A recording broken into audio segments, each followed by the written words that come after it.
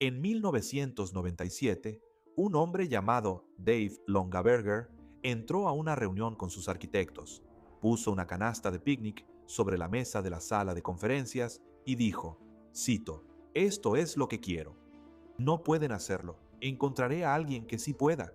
Y aunque los arquitectos intentaron cuidadosamente desobedecer los deseos de su cliente, proponiendo alternativas, presumiblemente no querían poner su nombre en un proyecto que podría verse de mal gusto, Longaberger las rechazó todas.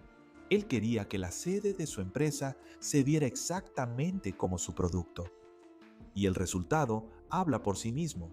Este edificio es lo que los arquitectos llaman un pato, una estructura cuya forma es su mensaje.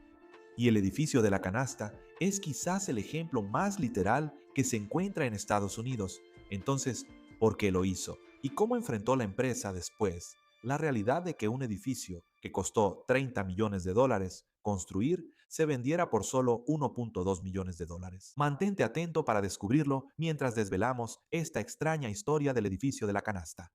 Soy tu anfitrión, Ryan Sokash, y estás viendo IT's History. Esta historia comienza en un pequeño pueblo llamado Dresden, enclavado en las onduladas estribaciones de las montañas Apalaches, donde en 1896 llegó la familia Longaberger. En aquel entonces, el pueblo tenía 3 estaciones de tren, varios molinos y un hotel en la calle principal. Además de eso, el distrito estaba conectado al sistema de canales de Ohio, lo que lo convertía en una zona próspera para comerciar. Y había una mercancía, por encima de todas las demás, que estaba profundamente ligada a la identidad del pueblo.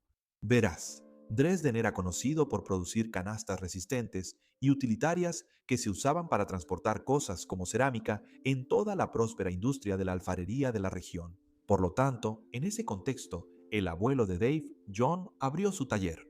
Su hijo, John Weldon, conocido como J. Dorval, comenzó como aprendiz de tejedor en la fábrica en 1919, aprendiendo el oficio desde abajo. Para la época de la depresión, Shido Abebo ya había ahorrado lo suficiente para comprar la fábrica por completo por $1,900. La renombró como Ohio Wear Basket Company y puso a trabajar a sus 12 hijos de una forma u otra.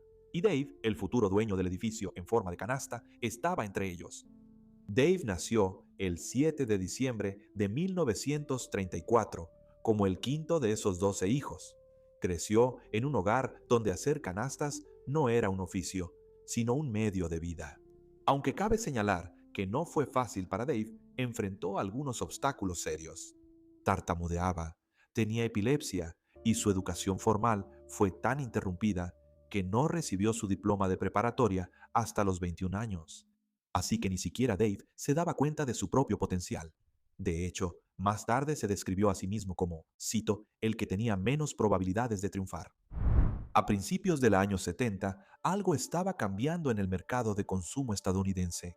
Los productos fabricados en masa habían dominado durante 2 décadas, pero también se estaba formando otro movimiento contrario.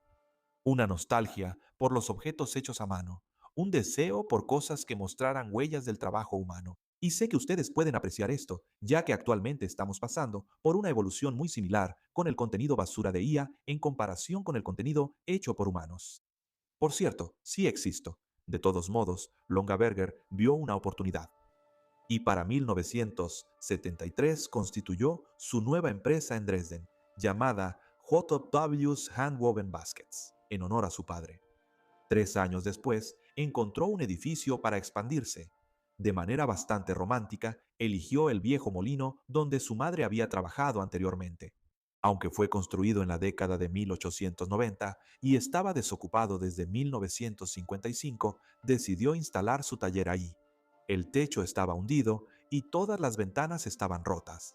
Dave imaginó un regreso a los días de gloria del pueblo, con cientos de personas trabajando dentro. Así que renovó el lugar.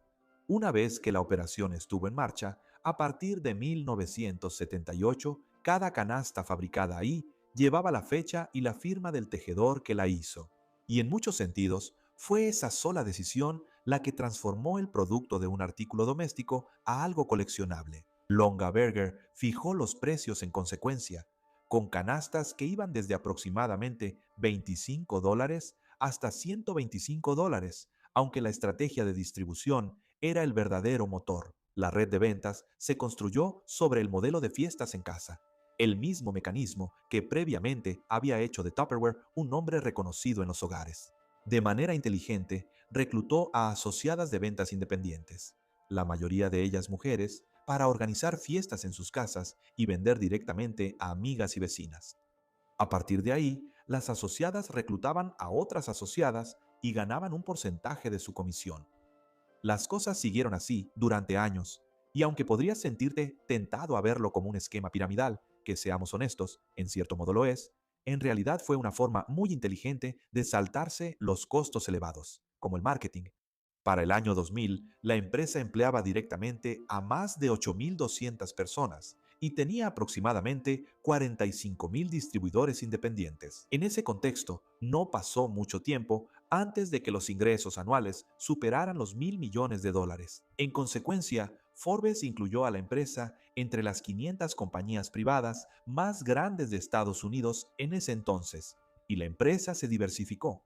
La línea de productos también había llegado a incluir cosas como cerámica, telas y accesorios para el hogar.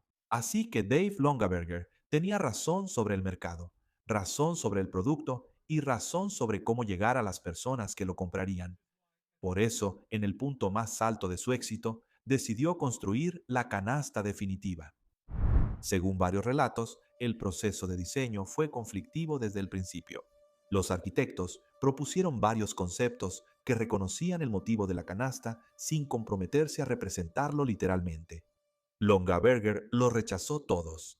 Se dice que tomó una canasta mediana de mercado, la puso sobre la mesa y les dijo a las personas en la sala que la replicaran. Exactamente, y dijo, si pueden poner a un hombre en la luna, ciertamente pueden construir una estructura con forma de canasta. Aunque, para ser justos, los desafíos de ingeniería eran reales.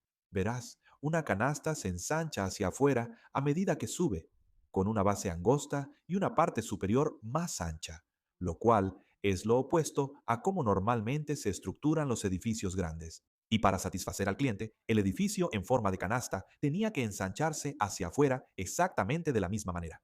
A pesar de los desafíos, el equipo cumplió al final y los resultados fueron asombrosos. El segundo piso contiene aproximadamente 20.000 pies cuadrados, mientras que el séptimo piso tiene 25.000, así que cada piso realmente es más ancho que el que está debajo. La estructura de acero que logra esta geometría está oculta debajo de estos paneles de estuco. Cada uno mide 6 pies por 30 pies, formados para reproducir el patrón tejido de una canasta real. En cuanto a la colocación de las ventanas, bueno, eso se restringió a las ubicaciones de las varillas verticales para no romper el patrón visual. Las asas están hechas de acero, pintado con remaches de tono cobre que combinan con el herraje real del producto original. No olvidemos las dos etiquetas de hoja de oro, réplicas exactas de las etiquetas que se colocaban en cada canasta Longaberger vendida. Y aunque esos elementos fueron difíciles de montar, las asas en realidad fueron el elemento más exigente, ya que cada una pesaba 75 toneladas, se arquean sobre todo el ancho del edificio, por encima de un tragaluz de vidrio del atrio de 4.000 pies cuadrados, y cuando se propusieron por primera vez, se pensó que serían imposibles, ya que los inviernos de Ohio presentaban un problema evidente. Sin embargo, la formación de hielo en las asas de acero directamente sobre un techo de vidrio creaba un grave peligro para la seguridad. Los ingenieros resolvieron esto incrustando elementos calefactores dentro de cada asa, para mantener la superficie lo suficientemente caliente como para evitar cualquier acumulación de hielo. Con los planos listos, la construcción comenzó en 1995 y el edificio se completó en el 97 con un costo final de $30 millones. En diciembre de ese mismo año, 500 empleados de la empresa se mudaron.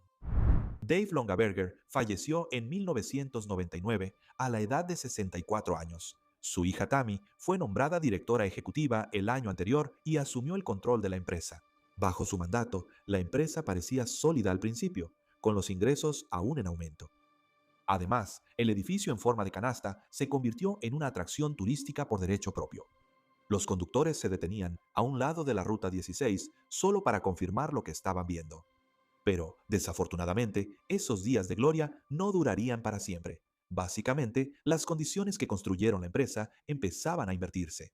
El modelo de ventas por fiestas en casa funcionó durante un movimiento cultural específico, en los años 80 y 90, cuando los baby boomers acumulaban objetos decorativos.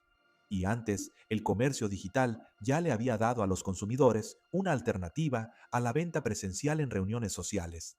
Luego, llegó una recesión en 2001 y los minoristas en línea cobraron impulso. Aquí es donde esas canastas elegantes, con un precio de $80, se volvieron cada vez más difíciles de justificar cuando había alternativas más baratas a solo un clic de distancia. La empresa resistió por un tiempo, pero para la crisis financiera de 2008 el daño se agravó. En ese momento, las cosas se pusieron tan mal que dejaron de pagar los impuestos prediales de la sede central. Para 2016, el edificio en forma de canasta fue desocupado. La empresa Longaberger se declaró en bancarrota en 2018 y cesó sus operaciones por completo. Y en su mayor parte, todo lo que quedaba era ese edificio en forma de canasta. En diciembre de 2017, antes de que la bancarrota se finalizara, el desarrollador de Ohio, Steve Cohn, compró el edificio por $1.2 millones. Además, pagó más de $800,000 en impuestos atrasados pendientes.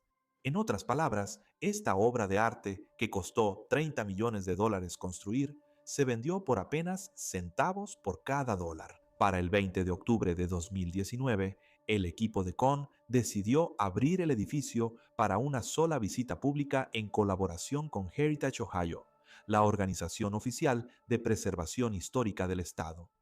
Más de 600 personas asistieron. Vinieron manejando desde todo Ohio y algunos manejaron hasta 4 horas para llegar.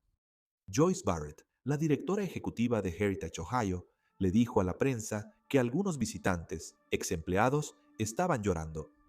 Al día siguiente, Cohn anunció planes para convertir el edificio en un hotel de lujo de 150 habitaciones, con una alberca techada y un restaurante, con la meta de abrir en 2020. Pero la pandemia, seguro que lo recuerdan, acabó con esos planes. El trato del hotel se vino abajo y un proceso de bancarrota posterior complicó aún más la situación de la propiedad del edificio. Así que, al momento de escribir esto, el edificio de la canasta sigue vacío y su futuro sigue sin resolverse. Heritage Ohio, por su parte, ha buscado la designación en el Registro Nacional de Lugares Históricos, a pesar de que la estructura en sí tiene apenas 30 años, lo cual es un plazo sumamente inusual para la preservación histórica a ese nivel, aunque es una muestra de lo rápido que la importancia cultural del edificio se hizo evidente para las personas que se preocupan por él cuando su futuro era incierto. El expresidente de la compañía, Jim Klein, explicó la situación claramente, recordando, cito, "La gran canasta es como el arco de San Luis. Es una parte realmente importante de la historia de Ohio. Queda por ver si ese argumento será suficiente para asegurarle al edificio una segunda vida. Aunque Dave y su compañía ya no están, la canasta sigue ahí, y no sé ustedes, pero yo, por mi parte, espero que las cosas sigan así. Lo dejamos aquí por hoy, pero les agradezco a todos por acompañarme, y hasta la próxima se despide Ryan Sokash.